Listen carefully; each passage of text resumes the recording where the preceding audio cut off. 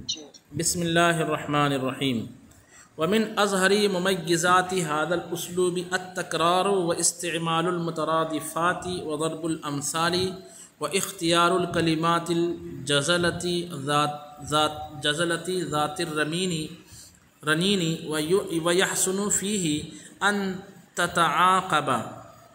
تتعاقب ضروب التعبیر من اخبار الى استفهام ومن تعجب الى استنکار وأن تكون مواطن الوقف فيه قوية شافية للنفس ومن خير الأمثلة لهذا الأسلوب خطبة علي بن أبي طالب لما أغار سفيان بن عوف الأسدي على الأنبار وقتل عامله عليها هذا أخو غامد قد بلغت خيله الأنبار وقتل حسان البكري وأزال خيلكم عن مصالحها وقتل منكم رجالا صالحين وقد بلغني أن الرجل منهم كان يدخل على المرأة المسلمة والأخرى المعاهدة فينزع حجلها وقلبها ورعاثها ثم انصرفوا وافرين ما نال رجلا منهم كلم ولا أريق لهم دم فلو أن رجلا مسلما مات من بعد هذا أسفا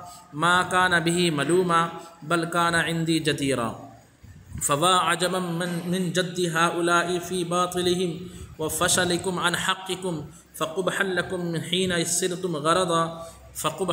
حين صرتم غرضا يرمى يغار عليكم ولا تغيرون وتغزون ولا تغزون ويعصى الله وترضون فانظر كيف تدرج ابن أبي طالب في إثارة شعور سامعيه حتى وصل إلى القمة فإنه أخبرهم بغزو الأنبار أولا ثم بقتل عامله وأن ذلك لم يكفي سفيان بن عوف فأغمد سيوفه في نحور كثير من رجالهم وأهليهم ثم توجه في الفقرة الثانية إلى مكان الحمية فيهم ومثال العزيمة والنخوة من نفس كل عربي كريم ألا وهو المرأة فإن العرب تبذل أرواحها رخيصة في الذود عنها والدفاع عن خدرها فقال إنهم استباحوا حماها وانصرفوا آمنين وفي الفقرة الثانية أظهر الدهش والحيرة من تمسك أعدائه بالباطل ومناصرته وفشل قومه عن الحق وخذلانه ثم بلغ الغيظ منه مبلغه فغيرهم بالجبن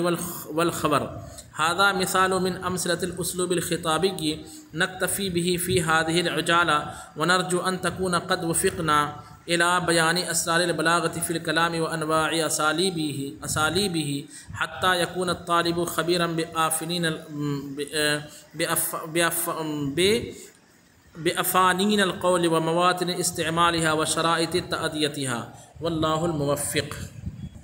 اوپر یہ بیان کیا گیا تھا کہ اسلوب خطابی میں الفاظ اور معانی کی طاقت کا اظہار ہونا چاہیے، بولنے میں جو ہے دلیل اور برہان کا استعمال ہونا چاہیے، اسی طریقے سے جس جگہ یہ بیان کر رہا ہے وہاں کے لوگوں میں اس خطیب کا مقام و مرتبہ زیادہ ہونا چاہیے۔ اچھا، آواز میں بلندی ہونی چاہیے، باتوں کو پیش کرنے کا انداز خوبصورت ہونا چاہیے، اور باڈی لینگویج یعنی اشارے جو انسان کے بدن کے ہیں وہ اچھے مضبوط انداز میں ہونے چاہیے۔ اب آج بیان کر رہے ہیں کہ ومن اظہر ممیزات هذا الاسلوب التکرار واستعمال المترادفات، کہ اس اسلوب میں جو زیادہ ظاہر خصوصیت ہے وہ یہ ہے کہ آپ تکرار، کلمات میں تکرار کا استعمال کریں، مترادفات کا استعمال کریں، کہاوتیں بیان کریں، اور ایسے کلمات استعمال کریں جو بھاری بھرکم ہو اور اثر انداز ہو۔ اسی طریقے سے اس میں جو ہے تعبیر کی مختلف قسموں کا بھی آپ استعمال کر سکتے ہیں، یعنی کلام کو تعبیر کرنے کے مختلف قسمیں رہتی ہیں، جیسے اخبار کا انداز یعنی خبر دینے کا طریقہ، یا پوچھنے کا طریقہ استفہام کا انداز، یا تعجب کا طریقہ، یا استنکار کا انداز یعنی انکار کر دینا، کسی انکار کے انداز میں کوئی بات پیش کرنا۔ آپ کا جیسے کوئی کہ آپ کا نام عمران نہیں ہے، کیا آپ کا نام عمران نہیں ہے، اس کا مطلب سامنے والا سمجھ رہا ہے کہ میرا نام عمران ہی ہے۔ کیا آپ بہادر نہیں ہو، اس کا مطلب سامنے والا سمجھ رہا ہے کہ نہیں ہم بہادر ہیں۔ اس طرح کا انداز اختیار کرنا۔ اسی طریقے سے کہاں پہ کلام کہہ کر چپ ہو جانا ہے کچھ دیر کے لیے، کہاں پہ کنٹینیو کلام کو جاری رکھنا ہے۔ تو کلام کے وقف کے مقامات جو ہے یہ مضبوط ہونے چاہیے اور دل میں شفا بخشنے والے ہونے چاہیے کہ ہاں آدمی کو لگے کہ ہاں یہاں پر ان کو ٹھہرنا چاہیے تھا، آدمی کو لگے کہ اب ٹھہر کر کیا بولے گا، تو متوجہ ذہن انسان کا جو آپ کی طرف متوجہ ہونا چاہیے۔ کہتے ہیں کہ یہ ساری باتیں ایک ساتھ اگر دیکھنا چاہتے ہیں تو اس کی کئی مثالوں میں سے ایک بہترین مثال حضرت علی رضی اللہ تعالیٰ عنہ کی خلافت کے زمانے میں ایک واقعہ رونما ہونے کے بعد آپ کا لوگوں کو آر دلانے اور لوگوں کو سمجھانے کا جو ایک انداز ہے خطبے کی شکل میں، تو ایک تقریر جو ہے تاریخ میں نقل کی گئی ہے، اس کو آپ پڑھیے، اس میں کیا انداز حضرت علی نے اپنایا ہے۔ اس میں ہوا یہ تھا کہ انبار نامی ایک علاقہ تھا، ایک شہر یا خطہ تھا، وہاں کا ایک گورنر تھا۔ اس گورنر پر جو ہے کچھ دشمنوں نے، جس میں سے ایک سفیان بن عوف دشمن تھا، انہوں نے اپنے حوالی موالی کو ملا کر کے انبار نامی علاقے پر حملہ کیا اور وہاں کے گورنر کا قتل کر دیا۔ تو اور وہاں کے لوگ جو ہے چپ ہو گئے، کسی نے کسی کا ساتھ نہیں دیا، یعنی جو وہاں کے حق پرست حضرات تھے ان کو چاہیے تھا کہ ان کے مقابلے میں آتے اور گورنر کی حفاظت کرتے، اور جن کی بے عزتی کی گئی، جن کا قتل کیا گیا، جن کے گھر لوٹے گئے، ان کی مدد کے لیے جو ہے آگے آتے، لیکن کوئی بھی مدد کے لیے آگے نہیں آیا تھا بستی والے۔ تو حضرت علی اس بات پر بڑے ناراض ہوئے اور لوگوں کو سمجھانے کے لیے آپ نے جو ہے خطبہ ارشاد فرمایا، جس خطبے کی ابتدا یہاں پہ ھذا اخو غامد قد بلغت خیلہ الانبارہ یہاں سے ہے۔ میں ترجمہ کراتا ہوں پہلے، کیونکہ اس کی وضاحت وغیرہ کروں گا تو وقت ہو جائے گا، پہلے اس کا ترجمہ یہاں تک کی عبارت کو دیکھ لیجئے۔ وَمِنْ أَظْهَرِ مُمَيِّزَاتِ هَذَا الْأُسْلُوبِ، اور اس اسلوب کے ظاہر ترین خصوصیات میں سے ایک خصوصیت ہے التکرار، یعنی ایک بات کو 2-3 مرتبہ دہرانا، وَإِسْتِعْمَالُ الْمُتَرَادِفَاتِ، اور مترادفات کا استعمال کرنا، یعنی ایک ہی معنی کو ادا کرنے کے لیے چند طریقے سے، کیا آپ پر نماز پڑھنا فرض نہیں ہے؟ کیا آپ کے لیے نماز پڑھنا جو آپ کی ذمہ داری نہیں ہے؟ کیا آپ نماز سے بھاگ سکتے ہیں؟ اس طرح سے ایک ہی بات کو جو ہے نا نماز کی اہمیت دلانے کے لیے ایک ہی بات، مفہوم وہی ہے کہ نماز پڑھنا ضروری ہے، لیکن اس کو آپ طرح طرح سے، کیا نماز پڑھنا آپ کی ذمہ داری نہیں ہے؟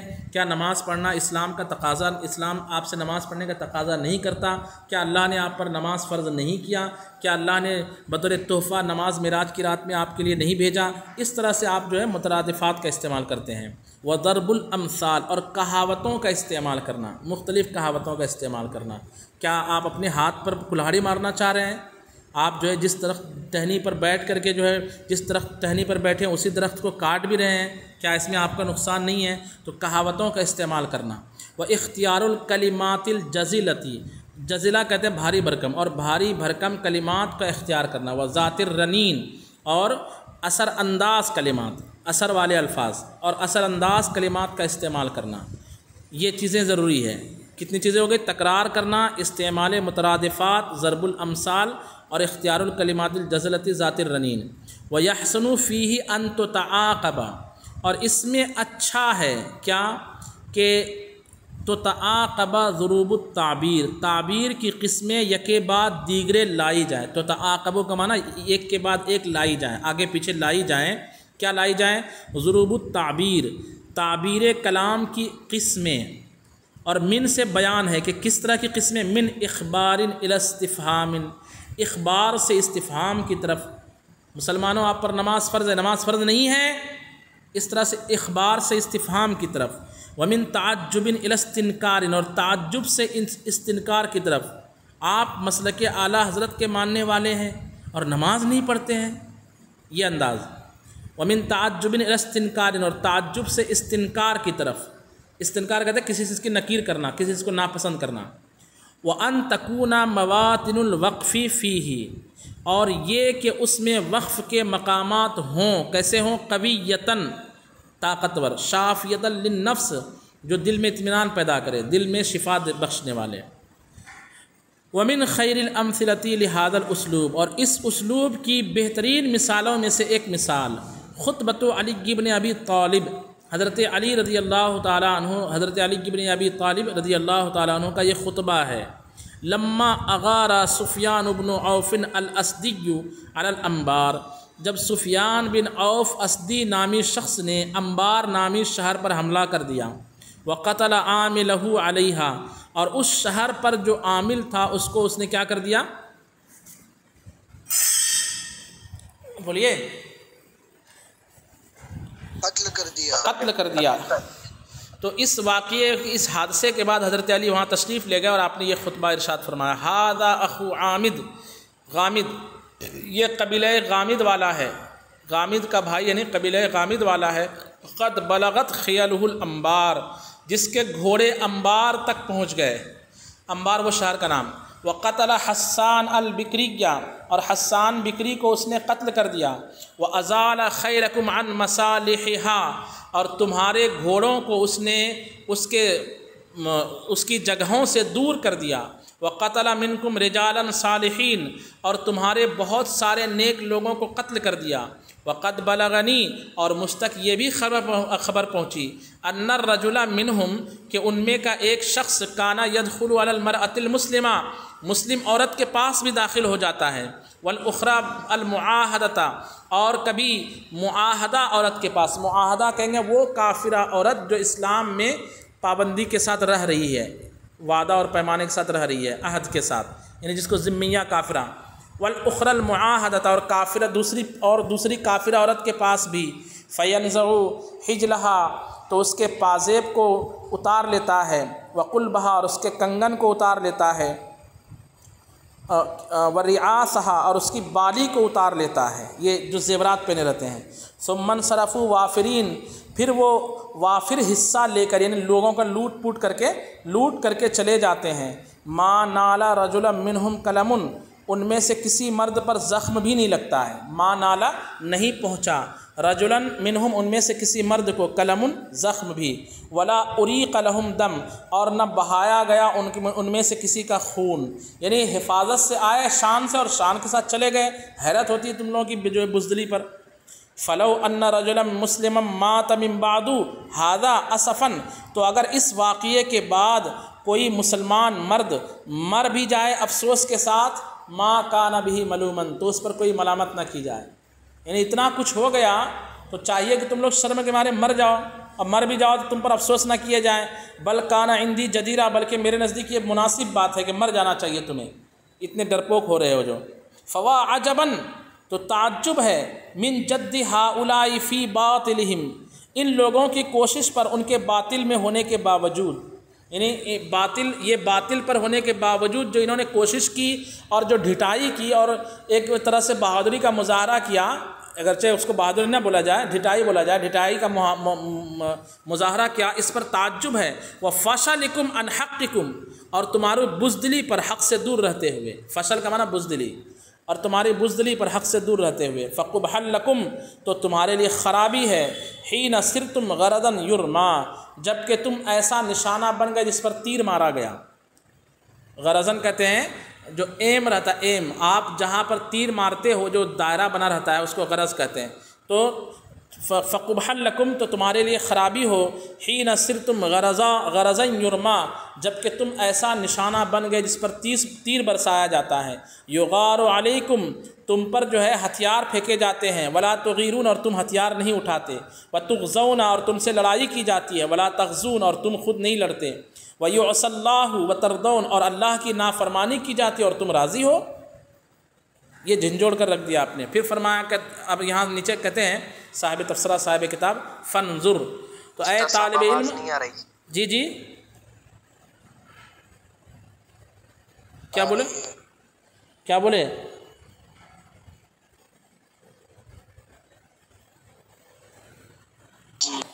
فرماتے ہیں فانظر کیف تدرج ابن ابی طالب فی اثارت شعور سامعیہ، تو اے طالب علم دیکھو کس طریقے سے حضرت علی ابن ابی طالب رضی اللہ تعالیٰ عنہ نے بتدریج سامعین کے شعور کو بیدار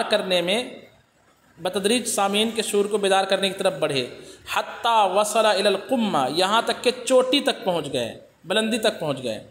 فَإِنَّهُ أَخْبَرَهُمْ بِغَزْوِ الْأَنْبَارِ أَوَّلًا، کیسے کہ آپ نے سب سے پہلے ان لوگوں کو انبار کی لڑائی کے بارے میں خبر دی، بغزو الانبار اولا، سب سے پہلے انبار کی لڑائی کے بارے میں، اخبرہم، آپ نے انہیں خبر دی، اوپر آپ نے کہا کہ ھذا اخو غامد قد بلغت خیلہ الانبار وقتل حسان البکری، اس طرح سے خبر دی۔ پھر کیا کیا؟ ثم بقتل عاملہ، پھر وہاں کے گورنر کے قتل کی خبر دی۔ وَأَنَّ ذَلِكَ لَمْ يَكْفِ سفیان بن عوف، اور اس کی کہ سفیان بن عوف یہیں پر نہیں رکا۔ وَأَنَّ ذَلِكَ لَمْ يَكْفِ سفیان بن عوف، اور اس بات کی خبر دی کہ سفیان بن عوف یہیں تک نہیں رکا۔ فَأَغْمَدَ سُيُوفَهُ، تو اس نے اپنی تلوار کھینچ لی، فی نحور کثیر من رجالہم و اہلیہم، وہاں کے بہت سارے اہل اور بہت سارے لوگوں کے خون بہانے میں اس نے تلوار کھینچ لی۔ ثم توجہ فی الفقرۃ الثانیہ، پھر حضرت علی متوجہ ہوئے دوسری بار میں، دوسرے پیراگراف میں آپ نے فرمایا کس میں متوجہ ہوئے؟ الی مکان الحمیۃ فیہم، ان لوگوں کی حمیت کے مقام کی طرف، یعنی حمیت یعنی غیرت ایمانی، جوش ولولہ جو دلوں میں انسان کے موجود رہتا ہے، اگرچہ سو جائیں لیکن بیدار کر کے کوئی ان کو جوش دلائے تو آدمی، کمزور آدمی بھی جو ہے نا شیر سے لڑنے کے لیے تیار ہو جاتا ہے۔ تو ثم توجہ فی الفقرۃ الثانیہ، پھر دوسری بار آپ متوجہ ہوئے الی مکان الحمیۃ فیہم، ان میں موجود جوش کی طرف، و مسار العزیمۃ والنخوہ، اور پختہ ارادے اور ہمت کے ابھارنے میں، من نفس کل عربی کریم، جو ہر شریف عربی کے نفس میں ہوتا ہے، ہر شریف عربی کے نفس میں جو نخوت اور عزیمت ہوتی ہے اس مقام کی طرف، اور اس میں جو غیرت ہوتی ہے اس مکان کی طرف آپ متوجہ ہوئے۔ الا وهو المرأة، اور وہ چیز کیا ہے؟ اور وہ عورت ہے۔ یعنی ہر شریف عربی جو ہے عورت کے نام پر حمیت اور جوش میں آ جاتا ہے۔ اگر کوئی اس کی عورت کی بے عزتی کرے، عورت کی جو ہے عزت تار تار کرے، تو کوئی بھی شریف عربی جو ہوتا ہے وہ غیرت میں آ جاتا ہے۔ تو آپ نے پہلے خبر دیا اور بعد میں ان کی غیرت کو بھڑکانے کے لیے، انہیں جوش دلانے کے لیے آپ نے عورت کی بات کی۔ فَإِنَّ الْعَرَبَ تَبْذُلُ أَرْوَاحَهَا رَخِيصَةً، اس لیے کہ عربی لوگ خرچ کر دیتے ہیں، تبذلو یعنی قربان کر دیتے، خرچ کر دیتے ہیں، أَرْوَاحَهَا اپنی روحوں کو، یعنی اپنی جانوں کو، رخیصتاً سستے میں، فِي الذُّودِ عَنْهَا اس کی حفاظت میں، والدفاع عن خدرها اور اس کے دوپٹے کی دفاع میں۔ خدر کہتے ہیں دوپٹے کو، یعنی پردہ نشین عورتوں کہا جاتا ہے خدر، یعنی خیمے وغیرہ کو۔ تو خیمے کی دفاع میں اور اس کی حفاظت میں عربی لوگ اپنی جان کو بھی سستا سمجھتے ہیں۔ جب عورت کی حفاظت کی بات آئے، ماں کی حفاظت کی بات آئے، بہن کی عزت کی بات آ جائے، فقال، تو آپ نے ارشاد فرمایا، انہم استباحوا حماها، کہ ان لوگوں نے عورتوں کی پناہگاہ کو حلال سمجھ لیا۔ استباحوا حماها، حما کہتے ہیں چراگاہ کو، حد بندی کو، حمن اس سے بنا حماها مضاف مضاف الیہ۔ انہوں نے عورت کی حد بندی کو مباح سمجھ لیا، یعنی جو حد تھی اس کو پار کر گیا۔ وانصرفوا آمنین، اور کمال یہ ہے کہ وہ محفوظ ہو کر لوٹ بھی گئے اور تم نے کچھ نہیں کیا۔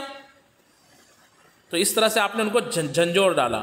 وفی الفقرۃ الثالثہ، اور تیسرے جملے میں، اظہرت دہشہ، آپ نے دل کے دہشت کو ظاہر کیا، والحیرت، اور حیرت کو ظاہر کیا۔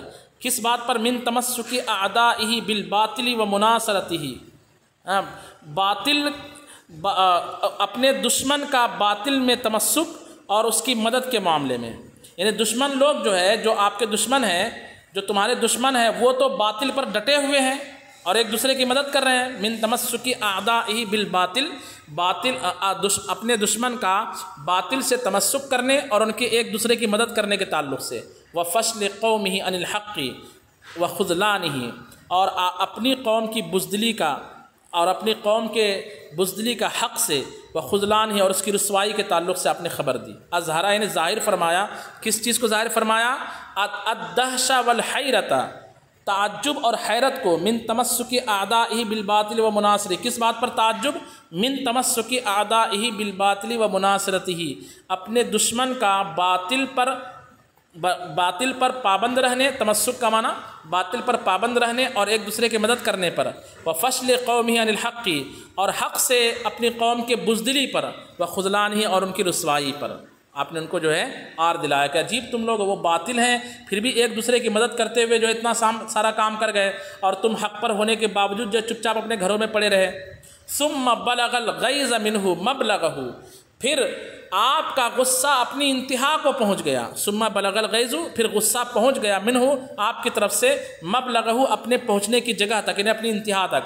فغیرہم بالجبن والخبر، تو آپ نے انہیں بزدلی اور ڈر کے بارے میں ایرہم آر دلایا، فعیرہم غیرہم نہیں، فعیرہم بالجبن والجبر والخبر، تو آپ نے انہیں بزدلی اور ڈرپوکی کا آر دلایا کہ تم عجیب ڈرپوک ہو یار، عجیب بزدل لوگ ہو کہ تمہیں جو ہے شرم نہیں آئی، عورتوں کے جو ہے زیور چھین کے لے کے چلے گئے، ناک سے جو ہے وہ ناک سے زیور چھین لیجئے، پیر سے پازیب چھین لیا، کان سے بالیاں چھین لی، گلے سے ہار چھین لیا، اور تم لوگ جو ہے گھروں میں پڑے رہے۔ اس طرح سے آپ نے ان کو آر دلایا۔ کہتے ہیں ھذا مثال من امثلۃ الاسلوب الخطابی، اسلوب خطابی کی کئی مثالوں میں سے یہ ایک مثال ہے۔ نکتفی بہ فی ھذہ العجالہ، اس جلد بازی میں ہم اسی پر اکتفا کرتے ہیں، یعنی اور بھی چاہتے ہیں تو ہم دوسرے بزرگوں کے خطبات جو نقل کر سکتے تھے، لیکن چونکہ ہمیں شارٹ میں نپٹانا ہے اس لیے ایک ہی خطبہ ایک ہی تقریر بیان کیا۔ وَنَرْجُو أَن نَّكُونَ قَدْ وُفِّقْنَا إِلَىٰ بَيَانِ أَسْرَارِ الْبَلَاغَةِ فِي الْكَلَامِ وَأَنْوَاعِ أَسَالِيبِهِ، اور ہمیں امید ہے کہ ہمیں توفیق دی گئی۔ وَنَرْجُو أَن نَّكُونَ قَدْ وُفِّقْنَا، اور ہمیں امید ہے کہ ہم وہ ہیں کہ جنہیں توفیق دی گئی کس بات کی؟ إِلَىٰ بَيَانِ أَسْرَارِ الْبَلَاغَةِ فِي الْكَلَامِ، بلاغت فی الکلام کے اسرار کو بیان کرنے کی، وَأَنْوَاعِ أَسَالِيبِهِ، اور اس کے اسالیب کی قسموں کو بیان کرنے کی۔ یعنی یہ جو ہم نے 3 قسمیں کی اور اس کے بارے میں جو وضاحت وغیرہ بیان کی، یہ وہ باتیں ہیں کہ جس کی ہمیں توفیق دی گئی ہے، ایسا ہم امید کرتے ہیں۔ حتیٰ یکون الطالب خبیرا بافانین القول، یہاں تک کہ طالب علم ہی قول کی